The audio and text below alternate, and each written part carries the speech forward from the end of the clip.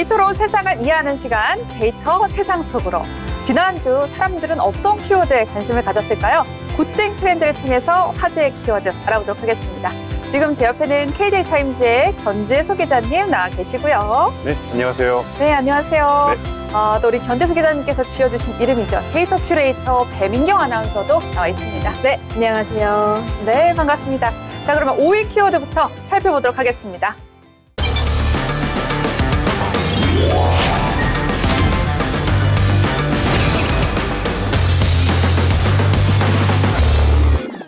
네, 문형배입니다. 이분 헌법재판관 맞죠? 네, 현재 헌법재판소장 권한대행을 맡고 있고요. 지난해 10월 이종석 헌재소장이 퇴임하면서 공석이 된 자리인데 현재 남아있는 재판관들 중에 가장 선임이라서 선임자인 문형배 재판관이 대행을 맡고 있는 상황입니다. 네, 문 권한대행은 현재 윤석열 대통령 탄핵 심판 사건의 주관을 하고 있고 이제 거의 마무리 단계에 이제 들어섰는데 지난 13일 열렸던 8차 변론기일에서 문 권한대행의 행동이 논란을 조금 촉발했죠. 네, 맞습니다. 문형배 재판관이 재판 도중 자리를 박차고 나가는 모습이 화면에 담겼는데요. 이날 변론에서는 윤 대통령 측의 추가 증인 채택 문제에 대해서도 이견이 드러났습니다. 윤 대통령이 증인에 대한 직접 신문도 요구했으나 권한대행은 불공정 재판이 될 우려가 있다며 불허했는데요. 그리고 이에 대해서 윤 대통령 측은 규정상의 근거를 물으며 반발했습니다. 네, 헌법재판소와 윤석열 대통령 간의 이견이 조금 드러나는 순간이었던 것 같습니다. 결국 헌재는 논의 끝에 추가 증인은 채택했고요. 하지만 윤석열 대통령이 요구한 시간 제한 없는 증인 신문 요구는 거절했습니다. 그런데 연관 검색어에 떠 있는 단어들이 좀 특이해요. 뭐 행범방, 카페, 그리고 음란물 이런 단어들이 떠 있어요. 네, 문 권한대행이 졸업한 곳으로 알려진 모 고등학교 온라인 카페. 거기에 2천여 건에 달하는 음란물이 게시되고 공유됐는데 문 권한대행이 이를 방관했다라는 의혹이 제기됐습니다. 문 대행은 경찰이 적극적으로 수사해주길 바라며 아울러 카페 해킹에 대한 철저한 수사도 요구했습니다. 네, 이 국민의힘 측에서는 이 카페에 음란물이 게시된 일을 문 대행과 연결 지으면서 비판했고요. N번방 사건과 문 대행 이름을 합친 행번방이라 부르면서 해명을 촉구하기도 했습니다. 그렇군요. 이 문 권한대행이 대통령 탄핵 심판이라는 정말 국가적으로 중대한 사건을 맡고 있는 만큼 이 키워드 귀추가 주목이 됩니다. 자, 그럼 이어서 4위 키워드 만나보시죠.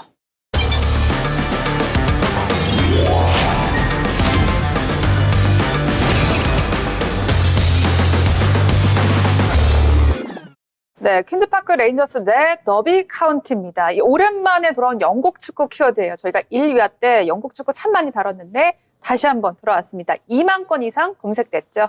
15일 잉글랜드 챔피언십 경기에서 QPR이 더비 카운티를 상대로 4대 0의 대승을 거뒀는데요. QPR은 이 공격 포인트를 올리자 토트넘 팬들이 오히려 열광하는 이상한 모습이 보였습니다. 이 QPR 경기인데 토트넘 팬들이 환호를 했다고요? 네, 바로 지난달 토트넘에서 QPR로 임대된 양민혁 선수 때문입니다. 이번 경기가 데뷔전이었던 양민혁은 선발로 출전해 60분 남짓 활약했고 첫 어시스트를 기록하는 등 환상적인 볼터치를 보여줬습니다. 토트넘에서는 한 번도 경기에 출전한 적이 없었는데요. QPR로 임대된 뒤 벌써 4번째 경기를 뛰면서 실전 감각을 익히고 있습니다. 네, 양민혁은 32번의 볼터치와 87%에 달하는 패스 성공률을 보여줬는데요. 영국 언론도 이 경기력을 상당히 극찬했습니다. 양민혁은 최전방에서 항상 위협적인 모습을 보였다. 이렇게 평가하면서 높은 평점을 부여했습니다. 이런 선수를 임대했다니 토트넘이 우리 실수한 거 아니야? 뭐 이런 생각도 좀 할 것 같은데 19살 선수가 펼친 경기력, 데뷔전에서 이 정도라는 거 사실 믿기지가 않거든요. QPR 팀 분위기 굉장히 고조되어 있을 것 같습니다. 네, 맞습니다. QPR은 이번 경기로 11승 11무 11패, 총 승점 44점을 기록하며 리그 11위에 올랐는데요. 5위인 블랙번부터 11위인 QPR까지 총 승점 차가 4점에 불과해 승격 가능성이 굉장히 높습니다. 와, 5위부터 11위까지 점수차가 4점밖에 안 된다는 굉장히 팽팽한 접점이 예상이 되는데 6위까지 오르면 승격 티켓을 두고 경쟁할 수 있는 기회가 이제 주어지죠. 슈퍼루키 양민혁 선수의 밝은 미래 기대해 보도록 하겠습니다. 자, 그럼 계속해서 다음 키워드 만나보시죠.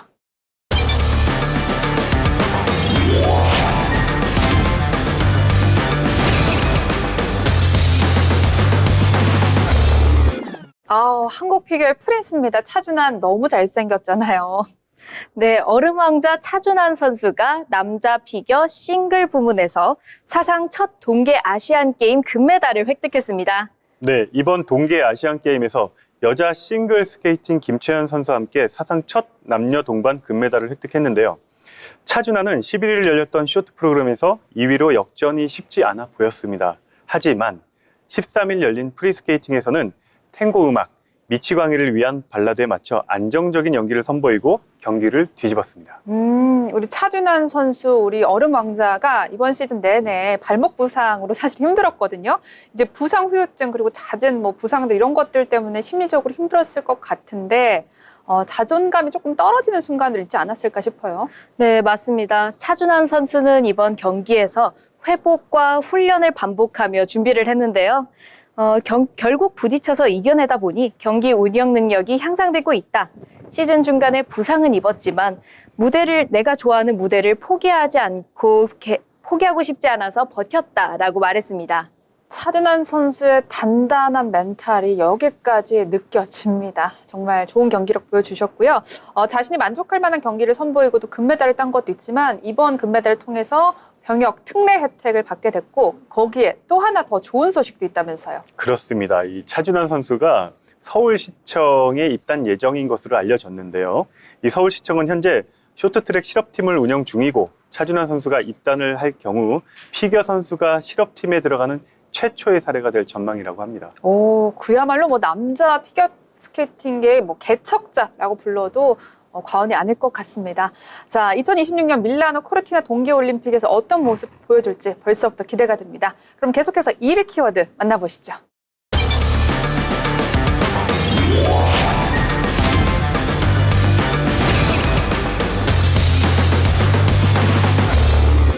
네, 발렌타인데이였죠. 다들 초콜릿 뭐 주고 받으셨어요, 기자님? 저는 발렌타인데이가 싫습니다. 라고 제 친구가 이제 얘기를 했고 네. 저는 물론 받았습니다. 누구한테요? 여러 명한테 받았습니다. 그럼 카사노바예요? 그것과는 좀 다르지 않을까요? 인기가 굉장히 많았던 것으로 우리 배민경 아나운서는 어떻게 받았나요? 저는 이번 기회에 제가 직접 만들어 봤는데요. 네. 제가 직접 만들어서 친구들 좀 나눠주고 제가 먹었던 것 같습니다. 나눠주고 먹었다. 네. 저는 이제 받지도 않고 주지도 않았다. 이렇게 보시면 될 것 같습니다. 자, 여성들이 좋아하는 남성에게 초콜릿을 주고받는 전통적인 날로 해석이 됐는데 이제는 그 의미가 조금씩은 변하고 있는 것 같아요. 연관 키워드 살펴보시면 뭐 이모티콘, 그림, 꽃다발 여전히 전통적인 키워드가 있긴 하지만 그 의미가 조금씩 변하고 있다면서요? 네, 맞습니다. 앵커님이 말씀해 주신 대로 밸런타인데이의 의미가 점차 변화하고 있는데요. 여러분, 셀프 기프팅이라는 말 들어보셨나요? 미국에서는 성인 남녀 사이에 스스로를 위해 소비하는 트렌드가 유행하고 있습니다. 그래서 이번 밸런타인데이에도 자기 자신한테 선물한다. 일명 셀프 기프팅이 유행입니다. 그럼요. 초콜릿을 자기 자신한테 주지 말라는 법 없습니다. 이제 현대사에서 미이즘, 즉 자기 중심적인 문화가 확산되기 시작하면서 스스로에게 선물을 주는 그런 경우가 많아진 것 같아요. 발렌타인데이도 이런 흐름 반영되고 있는 것 같고요. 네, 맞습니다. 저희가 밸런타인데이에 나오는 고급 초콜릿, 한정판 디저트, 그리고 고급 목걸이 같은 액세서리를 자기 자신한테 선물하는 분위기인데요. 옆 나라 일본에서는요, 직장 상사나 동료 등에게 감사의 의미로 의리상의 초콜릿, 기리초코를 선물하는 것이 유행이라고 합니다. 그렇군요. 요새 이제 원래는 연인의 날이었기 때문에 서로 주고받는 문화가 강해졌는데 요새는 연애를 사실 좀 안 하는 문화이다 보니까 스스로한테 선물하는 경우가 늘어나고 있는 것 같아요, 기자님. 아무래도 이제 세대가 바뀌다 보니까 네. 연애를 시간 낭비 또는 이 경제적 낭비로 보는 그런 시선들도 좀 있죠. 여론조사기관 PMI에 따르면 전국 만 20세에서 49세 미혼 남녀 1000명을 대상으로 진행한 설문조사에서 응답자의 71.1%가 현재 연애를 하고 있다? 안 한다? 안 한다. 70%면 10명 중 7명이 연애 안 한다는 거예요? 그렇죠. 와, 와. 그러면 우리도 지금 어떻게 다들 하고 계시나요? 저는 그 10명 중에 7명 안에 들어가지 않았으면 좋겠습니다. 아, 진짜 그래요? 네. 저는 안 하고 있고 또 우리 민경 저는 7명 안에는 안 들어가는 것 같습니다. 연애하고 있습니다. 네. 위너와 함께하는 방송이에요. 그렇죠. 라이프 스타일에 따라서 연애를 선택하는 경향이 있다 보니까 발렌타인데이 의미도 점차 이렇게 바뀌고 있는 것 같고요. 결국 사랑하는 사람에게 선물을 전달한다라는 의미 자체는 바뀌지 않았습니다. 내가 뭐 나를 사랑하자 이렇게 생각해봐도 좋을 것 같은데요. 자, 그러면 대망의 1위 키워드 살펴보겠습니다.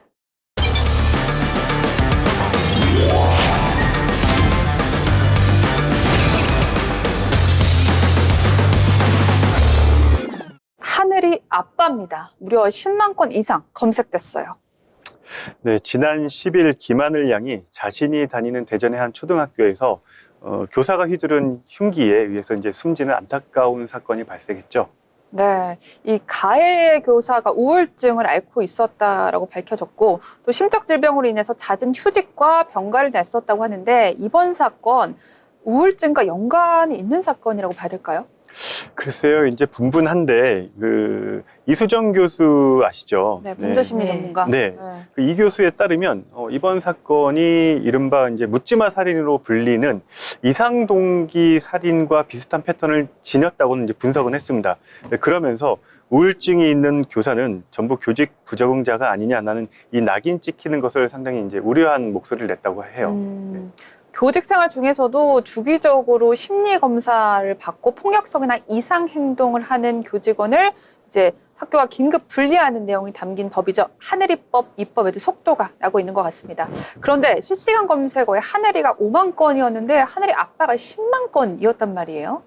네, 맞습니다. 연관 검색어에 땡탁스, 하늘이 아빠 발언 이런 것들이 가득했는데요. 하늘이 아버지의 발언, 커뮤니티 활동, 직업 등에 대한 여러 가지 논란과 루머가 이슈가 됐습니다. 하늘양의 아버지가 아이돌 장원영에게 바쁘시겠지만 가능하면 하늘이를 보러 한 번만 와달라 라며 조문을 요구하는 듯한 발언으로 논란이 불거졌습니다. 네, 그래서 이제 결국 그 하늘양의 부친은 지난 12일 생전 하늘이가 좋아한 아이브 장원영 씨가 아이를 보러 와주길 부탁한 걸 말 그대로 이제 강요가 아니라 부탁이었다.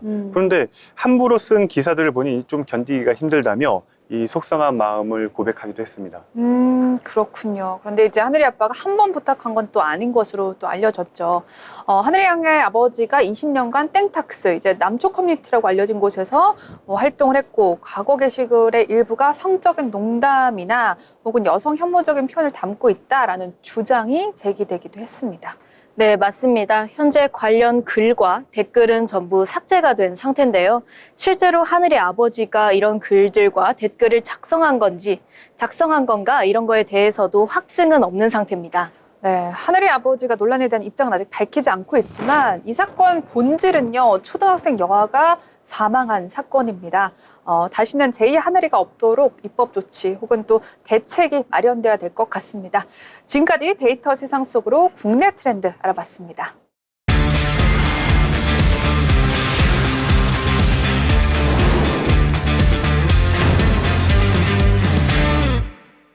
네, 계속해서 데이터 세상 속으로 해외 이슈를 알아보는 시간입니다. 지금 제 옆에는 또 다른 트렌드 큐레이터 김은경 아나운서 나와 있고요. 안녕하세요. 네, 좋습니다. 그러면 글로벌 시장에서 사람들이 어떤 키워드에 관심을 가장 많이 맞았는지 5위 키워드 살펴보도록 하겠습니다.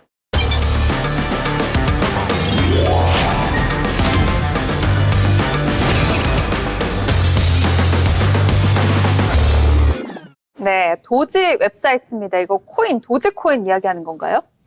네, 다들 도지 웹사이트 하면 코인을 떠오르실 텐데요. 오늘은 아닙니다. 오늘 같은 경우에는 머스크 테슬라 최고 경영자 트럼프 행정부가 수장을 맡고 있는 정부 효율부 Department of Government Efficiency, 즉 DOGE의 약자, 도지의 약자로 해당 부서가 공식 웹사이트를 개설하면서 도지코인도 새삼 주목을 받고 있습니다. 이 정부 행정부서명 이름이군요. 네, 실제로 정부 효율부 웹사이트에 도지코인 로고가 한때 뜨기도 하면서 도지코인이 16%나 상승하는 그런 모습을 보여주기도 했습니다. 일론 머스크는 정말 이제 도널드 트럼프 행정 2기에서 핵심적인 역할을 맡고 있는 그런 사람인 것 같아요. 약칭으로는 도지, 정말 우리나라 말로는 정부 효율부, 직관적인 행정부서명이라는 생각이 드는데 이거 뭐 하는 부서예요? 네, 해당 부서는 정부 비효율성을 줄이고 민간 경제를 활성화하겠다는 목적을 가지고 있는데요. 정부 지출을 연 2조 달러 줄이겠다는 야심찬 목표를 내걸고 있습니다. 재무부에 따르면 연방정부는 2024년 회계연도에 6조 7,500억 달러를 지출했으며 머스크가 정부 예산 삭감 목표치로 제시한 2조 달러는 기존 미 연방정부 지출액의 약 3분의 1에 해당하는 금액입니다. 2조억 달러면은 사실 우리나라 돈으로 2,900조 원이거든요. 이 어마어마한 수치를 이거 예산을 삭감할 수 있다. 좀 너무 지나치게 야심찬 거 아닌가라는 생각이 드는데 일론 머스크가요, 연방 정부의 인력부터 감축하겠다 이렇게 발언했죠.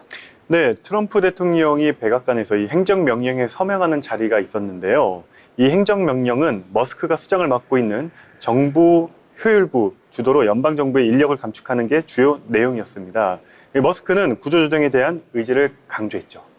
네, 지난 13일에는 구조조정 과정에서 국가핵안보국의 핵무기 관리 감독관 수백 명이 해고했는데요.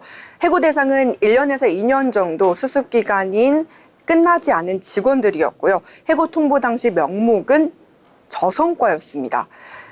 트럼프 행정부는 이를 뒤늦게 알아차리고 해고 통보 다음 날인 13일 오전부터 해고 취소와 복직을 추진 중입니다. 이 벌써부터 트럼프하고 일론 머스크의 의견이 갈리고 있나? 이런 생각도 드는데 이 무분별한 해고는요, 국가 핵안보국의 무기관리 업무에 중대한 혼란을 초래할 수 있습니다.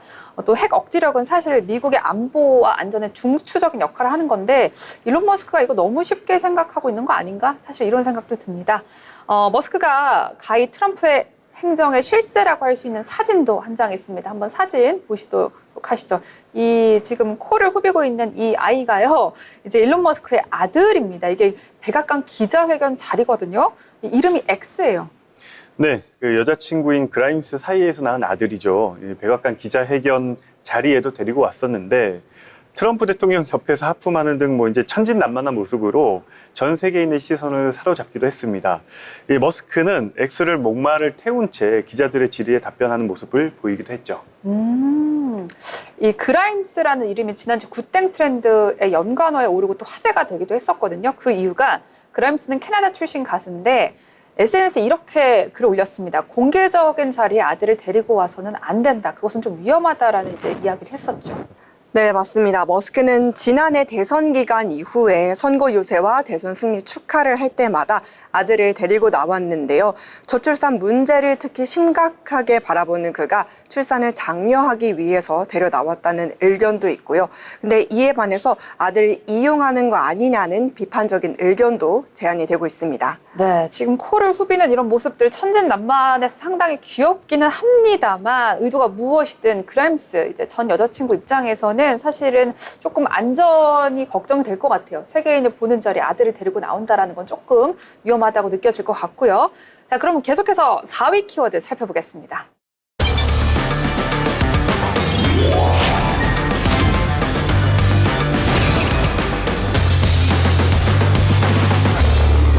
네, 멕시코만입니다. 미국, 멕시코, 쿠바에 둘러싸인 만을 지칭하는 용어인데요. 미국의 플로리다, 엘리바마, 그리고 미시시피, 루이지애나, 텍사스 등의 주들과 맞닿아 있는 길이만요, 총 2,700km라고 합니다. 네, 최근 도널드 트럼프 미국 대통령이 지금 말씀하신 멕시코만을 미국만으로 명칭을 변경하라는 행정명령을 또 내리면서 미국과 멕시코 간의 긴장이 고조되고 있습니다. 행정명령을 내리면서 했던 말이 좀 인상이 깊죠. 미국의 위대함을 기리겠다. 예, 굿땡 트렌드, 이제 굿땡에서도 자사의 지도를 어플리케이션에서 멕시코만의 명칭을 미국만으로 바꿔버렸어요, 벌써. 네, 이제 다만 미국에서 그 굿땡 지도에 접속하는 경우에만 미국만이 뜨고요. 멕시코에서는 이 멕시코만으로 나옵니다. 이 외에 다른 지역에서는 멕시코만과 미국만이 동시에 표기되기도 하는데 이 멕시코만을 미국만으로 표기 변경한 데 대해서는 이제 곧 멕시코가 민사소송을 준비할 예정이다. 이렇게 밝히고 있습니다. 그런데 굿땡만 바꾼 게 아니라 애땡, 우리가 알고 있는 사과에서도 만 이름을 미국만으로 변경했다고요. 이제 국제 뉴스 통신사 AP는 여전히 멕시코만을 사용하고 있습니다. 그래서 백악관은 이에 대해서 항의를 하면서 지난 11일 AP 기자의 백악관 집무실과 전용기 출입을 막기도 했었습니다. 앞으로도 미국과 멕시코 간의 명칭 분쟁으로 국제사회의 반발이 좀 어느 정도 있을 것으로 예상이 됩니다. 자, 계속해서 3위 키워드 살펴보도록 하겠습니다.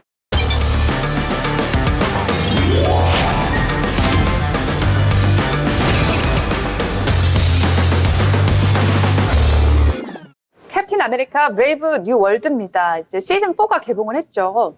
네, 최근 마블 시네마틱 유니버스 MCU 중 영화 캡틴 아메리카가 시리즈 4번째를 개봉했는데요. 개봉 전부터 팬들의 반응이 뜨거웠습니다.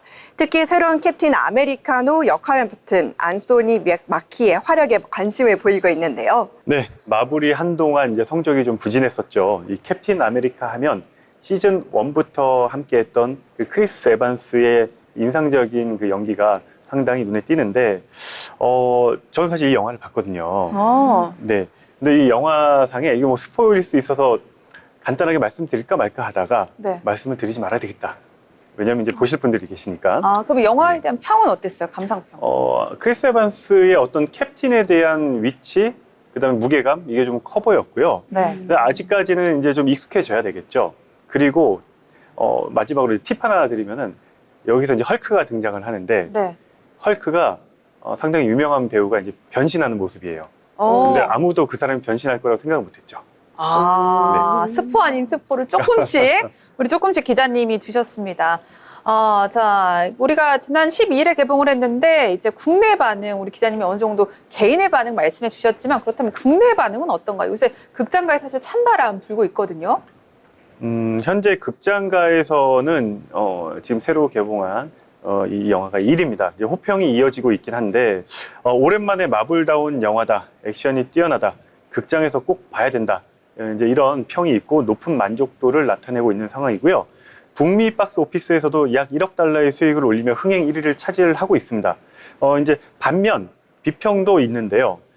일부 평론가들은 이 영화의 정치적 주제와 서사 구조에 대해 비판적인 견해를 표명을 했고 영화의 새로운 시도와 캐릭터 변화에 대한 적응이 당분간 필요해 보인다. 이런 의견도 있습니다.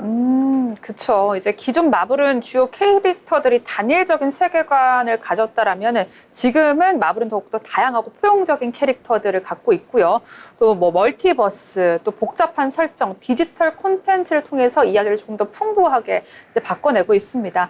그래서 일반적으로 봤을 때 조금 어렵다라고 느껴지는 부분도 사실은 있기는 해요. 원래 이제 캡틴 아메리카는 백인 남성이어서 전통적인 미국의 가치를 수호하고 있었다면 지금은 흑인 히어로가 미국의 대표적인 상징으로 바뀐 거죠. 자, 계속해서 다음 키워드도 살펴보도록 하겠습니다.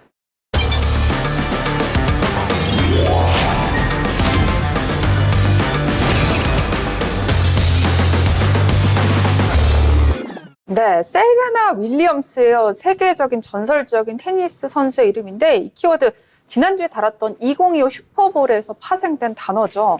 이제 켄드릭 라마가 슈퍼볼에서 단독 공연을 펼쳤었는데 여기에 이제 그녀가 춤을 췄다고요. 네, 지난 2월 9일 슈퍼볼 하프타임 쇼에서 켄드릭 라마가 핸드라이너로 무대를 선보였는데요. 이날 공연 중 테니스 스타 셀레나 윌리엄즈가 Not Like Us 곡에 맞춰 깜짝 등장하며 관중들의 큰 환호를 받았습니다.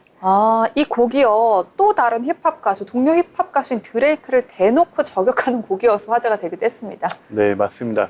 이 곡은 2025 그 그래미 어워즈에서 켄드릭 라마에게 5관왕을 남겨준 곡인데요. 이 켄드릭 라마가 동료 래퍼인 드레이크를 디스하는 내용이 여기 포함되어 있는 걸로 알려지면서 이제 관심을 끌고 있는데 이게 단순한 디스가 아닌 힙합 역사에 남을 트랙이라는 반응이 상당히 많았고요. 혹시 앵커님도 들어보셨나요? 네, 저는 이 공연 전에도 한번 들어봤는데 지금 사진 보시면 아시겠지만 미국에서 이거 모르면 간첩인 디스곡 이렇게 나와 있는데 이제 펀치라인 중 하나가 Say Drake, I heard you like younger 뭐 이렇게 써 있어요. 너 어린애들 취향이라며 라고 했는데 여기서 말하는 어린애가 사실 미성년자거든요. 그래서 또 이제 화제가 되기도 했습니다. 네, 여기에 드레이크의 전 여친인 셀레나 윌리엄즈가 나와 춤을 추는 게 조금 더 화제가 됐는데요. 무엇보다 셀레나 윌리엄즈가 춤을 춘 영상이 500만 건 이상 검색됐습니다.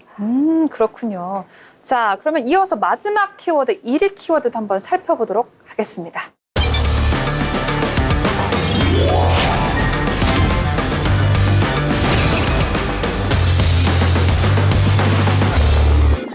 사무엘 L. 잭슨입니다. 다들 이제 얼굴 보시면 아시는 유명한 흑인 배우인데요. 계속해서 슈퍼볼과 연관된 키워드입니다. 이제 공연 초반에 사무엘 L. 잭슨이 미국의 상징적인 캐릭터 엉클샘 복장을 입고 무대에 나와서 팬들을 놀라게 했습니다. 지금 보이시는 이 사진이 엉클샘의 복장인데, 엉클샘은 보통 정치적이나 사회적인 메시지를 전할 때 주로 사용되는 아이코닉한 그런 캐릭터입니다. 네, 맞습니다. 오프닝에서 했던 멘트가 가장 큰 화제인데요. 혁명이 곧 방송될 것이다. 적기에 잘못된 사람을 선택했다. 라는 멘트를 통해서 같은 공간 안에서 슈퍼볼 공연을 보고 있는 트럼프 대통령이 디스한 것이 아니냐는 이야기가 있었습니다. 와, 전면에서 트럼프 대통령을 디스한다니 정말 미국이 미국했다라고 표현해도 될 것 같은데, 이렇게까지 표현의 자유가 보장되는구나 참 신기하기도 합니다. 자, 이번 슈퍼볼에 대해서 다양한 반응들이 있을 것 같아요. 네, 일부 관객들은 이 사무엘 잭슨의 용기 있는 발언이다. 그래서 이제 찬사를 보내기도 했고, 사회적 이슈에 대한 그의 목소리에 공감한다는 내용이 이제 주류였고요. 하지만 이제 반대된 의견을 제시하는 분들은 아니 이 스포츠 이벤트에서 이 정치적 발언을 하는 것이 부적절한 거 아니냐 이런 입장을 내면서 비판적인 시각을 보내는 분도 계셨습니다. 네, 이번 슈퍼볼을 통해서 숨겨진 의미들이 많이 있는데요. 미국 문화를 제대로 이해하고 싶으신 분들은 유튜브를 통해서 해석 영상까지 참고해서 보시면 더욱더 좋으실 것 같습니다. 네, 슈퍼볼 하프타임 쇼를 보면서 미국 사회에서 중요한 가치들, 그리고 다양성, 그리고 문화, 평등, 거기다 음악과 노래까지 느낄 수 있기 때문에 사회적 변화를 한꺼번에 보실 수 있을 것 같습니다. 자, 지금까지 빅데이터를 알아보는 한 주간의 트렌드 이슈 해외편이었습니다.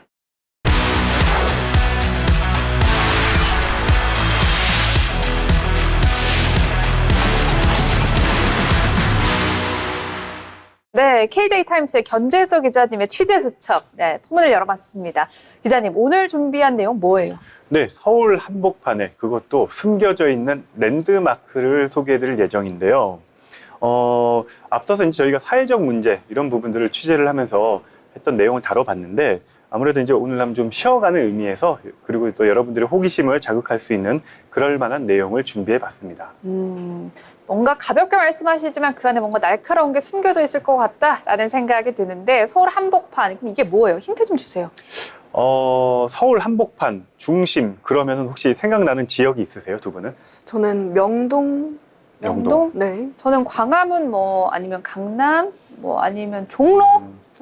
그렇죠. 아무래도 이제 사대문 안쪽을 예전부터 서울 한복판 중심 이렇게 생각을 하고 여겼는데 맞습니다. 오늘 소개해드릴 그 위치가 바로 사대문 안쪽에 있는 그 서울시청 바로 맞은편에 있는 곳인데요. 네.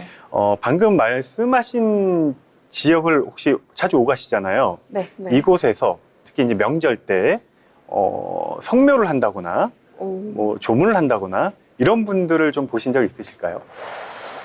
글쎄요, 무슨 특별한 날이어서 뭐 전통 복장을 입고 이렇게 뭐 행사를 하거나 제례 풍악을 올리거나 이런 경우는 봤어도 직접적으로 본 적은 없는 것 같아요. 일반 분들이요? 그렇죠. 일반 시민들. 그러면 땡, 한 번도 본 적이 없어요. 저도 본 적 없습니다. 없으시죠? 네. 아마 그걸 예상을 하고 제가 준비를 하지 않았나 싶은데 네. 네, 한번 설명을 드리겠습니다. 먼저 그 자료화면 한번 보시죠. 네. 오늘 소개해드릴 곳이 바로 여기입니다. 오, 너무 예쁜데요? 예쁘죠? 네. 사진이 잘 나왔는데 저기가 혹시 어디인 것 같으세요? 저 건물이. 오, 저는 사실 저기 어딘 줄 알아요. 왜냐면 저길 다녔거든요. 아, 그러세요? 저는 다녀서 아는데 우리 은경 씨는 어디로 보이세요? 저는 예상 가는 곳이 없는데요. 잘 모르겠습니다. 저기가 바로 서울 주교자 성당입니다. 어떤 곳이냐면요. 이제 여러분들께서 포털에 검색을 해보시면은 바로 확인이 가능할 텐데 사실 이 주교자 성당, 이곳이 서울 한복판에 특히나 이 성당이 있다는 분은 어느 정도 아시는데 이곳에 이런 비밀이 있었어? 라고 아시는 분들 그렇게 많지 않을 걸로 제가 사료되는데 네. 그런데 이곳이 이제 서울의 랜드마크로 꼽힌다. 그럼 뭔가 비밀이 숨겨져 있겠죠. 네, 이제 주교자 성당이다. 이게 이름부터가 명칭이 조금 생소한데 여기가 사실 제가 다녔던 곳은 성공회 네, 교회이기도 했었죠. 잘 아시네요. 네. 예, 이 성공회 교회인데요. 이 영국에서 건너온 일종의 이제 교파 이렇게 보시면 되고요. 성공회 교회는 16세기 영국의 헨리 8세가 그동안 로마 가톨릭의 어떤 그 왕권에 대한 도전, 그다음에 답답함, 뭐 서로 얽혀 있는 게 많다 보니까 나 이거 독립하겠어 하고 만든 게 바로 이 개신교, 그러니까 천주교 중간 정도 포지션에 있는 것이 바로 이 성공회 교회다 이렇게 생각하시면 될 것 같고요. 전 세계에 약 170개국 가까이 퍼져 있고 신도수만 1억 명이 넘습니다. 그리고 우리나라에 들어온 시기는 1890년 정도로 말씀드릴 수 있고 현재 이제 국내에서 활동하는 신도수는 약 5만 명 정도로 추산되고 있습니다. 신도수가 많지는 않지만 성공회가 굉장히 천주교와는 또 다르게 개방적이라고 들었습니다. 여자도 사제가 될 수 있고 또 결혼한 사람이나 또 신부가 되고 난 이후에 결혼도 할 수 있는 조금 이제 생소한 개념의 이제 종파기도 하죠. 그렇습니다. 개혁적인 종교, 기독교 또는 천주교 그 사이 이제 포지션이라고 말씀을 드렸는데 1890년 당시에 이제 영국 선교사들이 국내에 들어오면서 이쪽에 이제 경복궁이 있잖아요. 네, 네, 덕수궁도 있고 네. 이 고궁 인근의 땅을 매입했다고 합니다. 그리고 그 위에 교회를 건축을 했는데 당시 이 조선시대는 한성, 한양이라고 불렀죠. 이 서울 사대문 안쪽으로 이렇게 칭하면서 대부분 이제 집의 형태나 이런 모습들이 한옥이나 초가집들이 대부분이었죠. 주를 이뤘고 그 안에서 선교사들이 목회 활동을 시작할 당시에는 어떤 교회 건물이나 이렇게 특정돼서 이렇게 지어지거나 이런 게 없었습니다. 한옥이었죠. 그렇죠. 네. 그래서 한옥에서 처음부터 이제 그 전도 활동을 시작했다 이렇게 보시면 됩니다. 어떻게 그림, 사진 같은 거 좀 있을까요? 아까 보여드린 그 사진 같은 경우에는 현재의 모습이고요. 네. 지금 보시는 이 사진은 항공 촬영, 그러니까 위에서 하늘에서 찍은 모습인데 드론샷. 뭐 닮지 않았나요? 뭐 닮았지? 저거 가로로 보니까 십자가 닮았어요. 그렇죠. 네. 지금 옆에서 찍어서 그런데 실제로는 최초의 저 설계자 자체가 이제 설계하신 분이 십자가 형상으로 해가지고 건물을 지으려고 하셨다고 합니다. 아하. 네. 그리고 당시에 지금 보시면 십자가 모양이지만 초창기에는 일자로 가장 긴 가로로 된 저 건물들만 지을 수밖에 없었다 그래요. 그리고 양쪽에 이제 그 세로로 돼 있는 그건 날개 같은 부분, 저 부분은 당시 비용이 없어가지고 짓지 못하고 근데 1990년대 이후에 지어졌다 이런 기록이 있고요. 사실 이 대한성공회가 당시 창립 100주년을 기념해서 이 주교자 성당을 증축을 하려 했는데 이 서울시 문화재 유산으로 이렇게 등재가 돼 있다 보니까 어떻게 할 수가 없었다 그럽니다. 그런데 이 기적 같은 일이 발생을 합니다. 뭐예요? 어떤 어떤 거죠? 기적 같은 일이 발생하는 건지 사실 지금 봐도 진짜 멋진 건물 같은데 100년 전에 저렇게 지었다면 굉장히 제가 느꼈을 때 세련되게 느껴지거든요. 그렇죠. 그 당시에는 정말로 지나가는 사람들의 그 시선을 한 몸에 받을 수밖에 없었을 텐데 이 기적 같은 일이 뭐냐? 100년이 지난 후에 사실 영국에서 건너왔다고 말씀드렸잖아요. 이 설계자도 영국 사람입니다. 건축가도.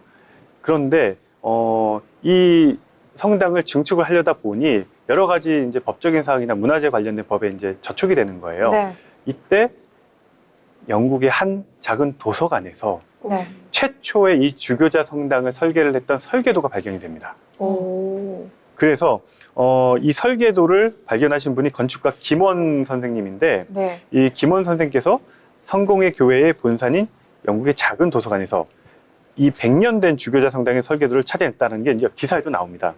그리고 이 설계도 덕분에 정확하게 원한 대로 이 문화재 복원이 이루어지고 있고 그리고 법에도 어긋나지 않는다. 이런 또 내용이 있어요. 문화재법에는. 그래서 1996년도에 지금 보시는 모습을 완벽하게 갖추는 완공이 된 겁니다. 이게 무형문화재로 등재가 되어 있을 만큼 아름다운 건물인데 지금 드론샷만 보시면 이게 진짜 예쁜 거야 라고 하실 텐데 여러분 직접 가서 보세요. 고즈넉하면서도 서양적인 문화가 또 동시에 느껴지는데 이 건축가가 영국의 건축가 아서 딕슨이라는 분이 건축을 했고요. 사실 제가 성공회를 처음으로 방문하게 된 이유가 있습니다. 어떤 이유일까요? 제가 사실 성공회라는 교회 자체가 굉장히 생소하기 때문에 그냥 갈 수는 없었고 당시에 사귀던 남자친구가 영국에서 유학을 갔다 왔어요. 한국에 오자마자 저를 어떻게 사귀게 됐는데 너무나 신실한 성공의 신도였던 거예요. 그래서 제가 남자친구한테 잘 보이려고 따라서 교회를 다녔어요. 되게 착하셨네요. 아, 너무 사랑했죠. 네. 기자님은 뭐 그런 경험 없으세요? 내가 저도 뭐. 저런 여자친구가 이제 저한테 데려갔으면 참 좋겠습니다. 아, 근데 이제 일을 하다 보니 알게 된 부분인데 네. 사실 여기서 이제 단순히 랜드마크인데 뭐가 있어? 그냥 저 예쁜 성당 건물이 다요? 근데 저것만 해도 대단한 거죠. 100년 전에 저런 생각을 했으니까. 그런데 우리가 프로그램이 저것만이었다면 취재하시지 않으셨겠죠. 당연하죠. 핵심 사유가 이제부터 들어가는 거죠. 그렇습니다. 네. 예. 이제 오늘 소개해드릴 핵심 내용은요.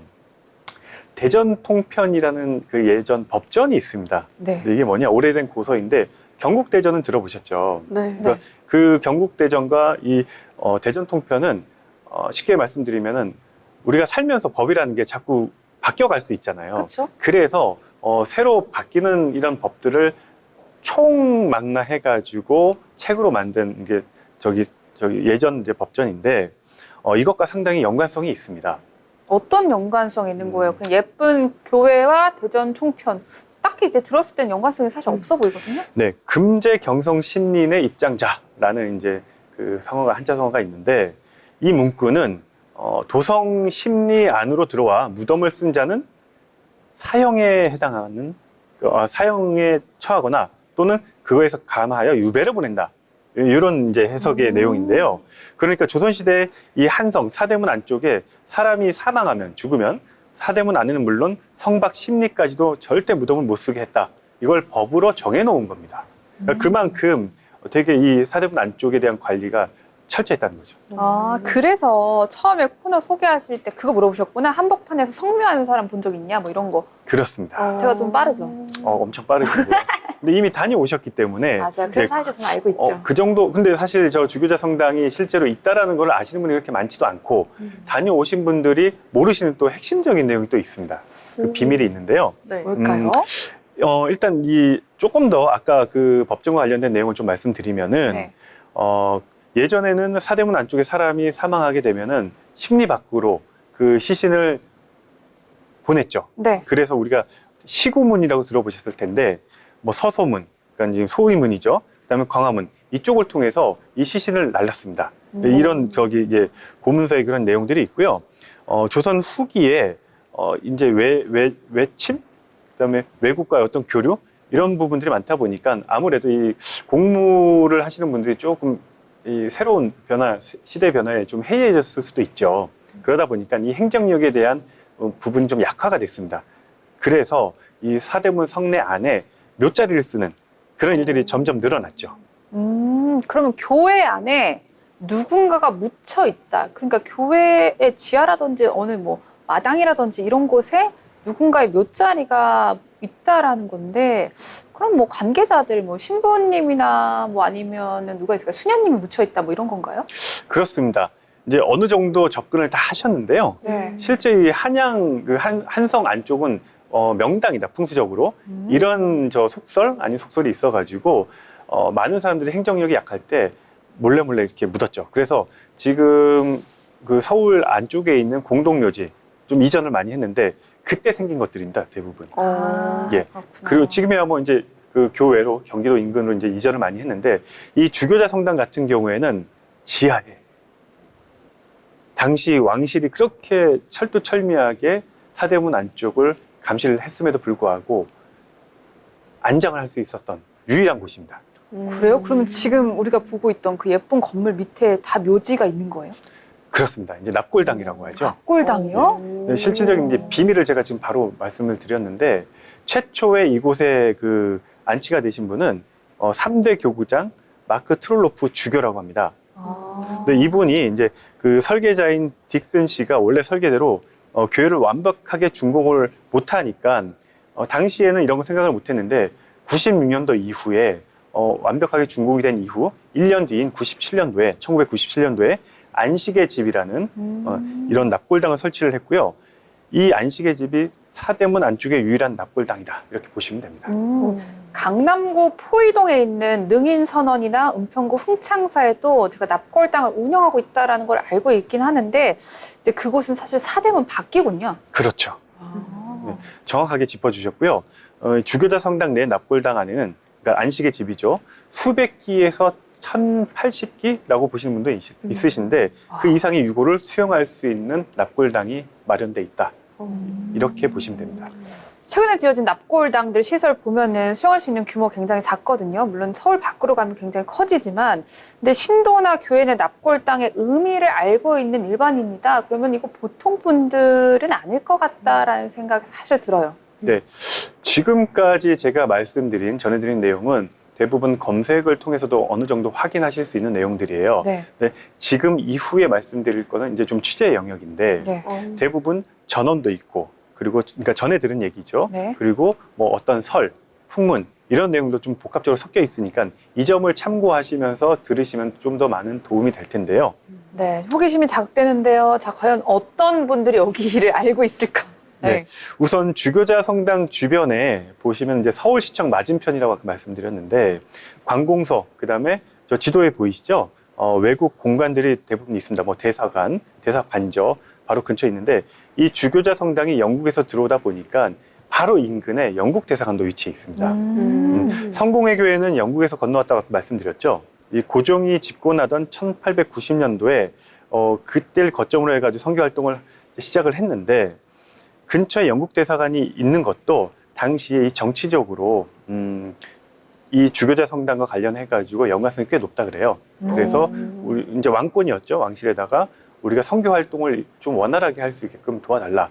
일종의 당신이 뭐 박해도 많았는데 그런 보호막 역할도 할 수 있는 그런 부분도 있었다고 이제 판단이 돼요. 그래서 이런 내용도 전해지고 있고요. 신빙성이 제법 있는 전원이다라는 생각이 드는데 저는 무엇보다도 납골묘가 서울 한복판에 있다는 것도 신기하고 거기에 묻힐 수 있는 사람들이 과연 누굴까? 사실 저는 그게 제일 궁금해요. 이 아무나 서울 한복판에 있는 지하에 있는 납골당에 묻힐 수 없을 것 같거든요. 특권층들이 묻히는 건가? 그리고 가격이 상당히 높을 것 같은데. 네, 사실 이제 오늘 전해드리는 얘기의 가장 핵심적인 얘기입니다. 아하. 많이들 궁금해하실 텐데요. 사실 여기는 아무나 묻힐 수가 없습니다. 그리고 일반적으로 찾아보시면은 뭐 그 납골당을 사서, 그러니까 구입을 해서 혹시나 나중에 이제 우리 가족 중에 누가 네, 네. 이제 뭐 고인이 되셨을 때 모시고 안치할 수 있는 그런 걸로 사전에 구입하시는 분도 계시는데 더러더러 있다고는 합니다. 하지만 제가 취재를 했을 때 이제 주로 들은 내용은 물론 이제 말씀드렸죠. 설일 수도 있고 전원일 수도 있는데요. 이 주교자 성당 지하에는요, 신도 위주로 해가지고 처음에 이제 여기 안치가 될 수 있다. 그러니까 유해를 모실 수 있다. 저 이렇게 처음에 얘기를 들었는데 그뿐만이 아닙니다. 그게 누가 아니고, 거기에 묻힐 수 있는 건가요? 대부분 이제 일반적인 시민들도 여기 분양을 받을 수 있으나 네. 실질적으로 이거 전원입니다. 네. 전원에 입각하면은 대기업 총수 일가, 그리고 소위 재벌, 재력가, 그리고 유명 인사들 위주로 여기에 상당히 관심이 높다 그래요. 그리고 구체적인 가격에 대해서 사실 이제 정확히 말씀드리기 어려운데 이 납골묘 한 기, 우리가 기라고 표현하는데 네. 한 기당 원래 이제 수백만 원 이렇게 얘기하시는데 그쵸. 제가 듣기로는 수천만 원 이상 하는 걸로 알고 아무리 있고요. 비싼 납골당도 수천만 원까지는 안 하는데 여기 이제 사대문 안에 들어있는 기운이 좋다고 해서 그런 분들이 오시나 봐요. 근데 이거 이제 구하기도 힘들다면서요. 거의 매진이라고 들었던 것 같은데. 그러니까 물론 전원입니다. 사실 이제 전원이죠. 전원입니다. 납골당이 비싼 곳, 좋은 위치에 있는 장소를 구입하려면은 사실 1,000만 원 이상 주는 곳도 많아요. 지금도 많이 있는데 여기 같은 경우는 좀 특별한 어떤 영적인 부분들이 좀 있다고 해서 경쟁이 매우 치열하답니다. 그리고 이 납골묘 수가 상당히 제한적이죠. 네. 그러다 보니까 가격은 당연히 비쌀 수밖에 없고 여기에 이제 분양을 받으려면은 심사를 받아야 된다. 이런 얘기도 있습니다. 그래서 조금 더 궁금하신 부분이 있다 그러면은 저희 회사 홈페이지라든가 이쪽에 전화로 내용을 남겨주시면은 제가 조금 더 취재를 통해 가지고 그 이메일이나 연락처로 개인적으로 또 이런 내용들을 좀 팁을 드릴 수가 있을 것 같고요. 자, 그런데 이곳에 묻힐 것으로 유명하신 분, 공개적으로 말할 수 있는 분이 한 분 있다면서요. 되게 유명한 그룹 회장님이 이걸 사셨다고 들었어요. 그렇습니다. 하나그룹 김승현 회장님인데요. 김승현 회장 같은 경우에는 이 성공회 교회 신도로도 잘 알려져 있어요. 검색을 해보시면 다 나오는데 부친 고 김종희 선대 회장이 이제 이쪽도 신도였고 이미 김 회장 같은 경우에는 프란시스라는 세례명도 받았습니다. 그리고 부모님으로부터 이제 받은 우리 저기를 이제 모태신앙이라고 하죠. 예, 그래서 집안 대부분 하나그룹 일가 총수일가 집안 대부분이 성공의 신자이고 또 모태신앙으로 믿고 있다 그럽니다. 그리고 결혼도 김 회장은 결혼도 서울 주교자 성당에서 치렀으며 김종희 선대회장이 별세했을 때도 주교자 성당에서 성공의 의식으로 연결식을 진행하기도 했습니다. 그리고 성공의 대학도 들어보셨죠? 네, 네. 네, 네. 예, 김승현 회장이 대표적인 인물이다 이렇게 바로 말씀드릴 수 있는 이유 중에 하나가 지난 한 10여 년 동안 성공회 대학교의 이사장도 김승현 회장이 맡게 됐습니다. 아하, 그렇구나. 네, 그러면서 이제 학교, 그다음에 이 성당, 이제 건물도 짓고 기부도 하고 실제 성공회 대학에 가면은 승영관이라고 직접 지었고 기부도 하고 그 옆에도 승영관이라고 명시가 돼 있는 그 건물이 네. 있습니다. 네, 그러면 이 주교대 성당 아래 납골당이 있는 곳에 망자를 모시기 힘든 이런 곳에 하늘의 별따기인데 여기를 원하시는 또 다른 이유가 있다고요? 짧게 이제 한번 설명해 주세요. 이게 참 중요한데 이게 어떻게 보면은 요즘 좀 이런 거죠 영적인 부분 네. 이런 부분을 얘기가 많이 나오고 있는데 도심 한복판에 교회가 있죠. 네. 그러면은 이게 지하에 있거든요. 매주 정해져 있는 요일, 그다음에 주말마다 천주교나 기독교 신자들은 교회로 오면 뭘 합니까? 기도요. 이 납골묘 위에서 많은 분들이 360일 기도를 하는 거예요. 아, 그 길을 받는구나, 죽어서도. 그렇죠. 그래서 이 영적인 기운이 항상 여기를 보호를 하고 있기 때문에 재벌가라든가 유명 인사들이 여기에 우리가 이제 그 납골묘 하나 정도는 저기 분양을 받아서 여기 이제 잘 살고 모시고 싶다. 싶다. 그러면 우리가 명당을 찾는 이유가 이제 그런 이유겠죠. 아, 예. 그렇군요. 그래서 실제로 이곳에는 유명 인사들도 많이 하고 있고요. 그리고 제가 이제 요거 하나로 이제 좀 마무리하겠는데 특정 어떤 집안, 특정 재벌 같은 경우에는 수십 기를 분양받았다. 이런 전언도 있습니다. 아, 정말 재벌가 총수분들은 돌아가셔도 은혜로운 축복을 받으시려고 하는 것 같다라는 생각이 듭니다. 오늘 정 기자의 취재소첩 조금 말랑말랑한 호기심 천국 같은 느낌을 시작해서 결국에 날카롭게 이야기가 끝났는데요. 여러분, 요즘 2월 말이 돼도 여전히 춥다 하시는 분들 많으실 거예요. 이제 내일부터 그리고 이제 이번 주 중순부터는 낮 기온이 9도에서 10도 선까지 올라간다고 합니다. 이렇게 따뜻해진 날씨와 함께 저희도 다음 주에 조금 더 알찬 이야기로 돌아오도록 하겠습니다. 지금까지 데이터 세상 속으로였습니다.